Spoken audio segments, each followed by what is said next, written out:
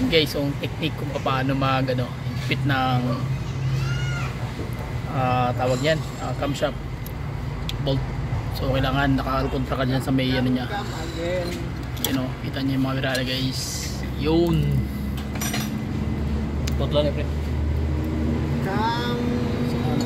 set up na siya. Ayan, medyo mahirap nga lang i-videohan yung timing guys.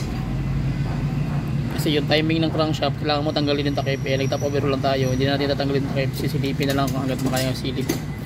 So ang basic pointers nito, kung magtatanggal kayo ng head para hindi na kayo magtanggal ng yung crankcase, so i-tap nyo muna TDC sa naka-timing muna bago nyo na baklasin. Tapos talian nyo na lang yung mga marking. Ito mark ka na kagad. Tapos ito talian mo na lang bago mo baklasin para hindi ka na mag doon sa ilalim, magmamarki, sa timing kasi mahirap timing doon.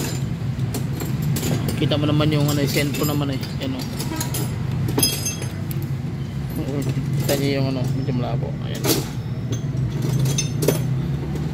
yung kanyang kilak, kita mo yung kilak. Ayan yan, top na talaga yan. Sabi sabihin sentro na siya. Ayan, sentro siya guys, kita mo diba, kilak. Okay, fire.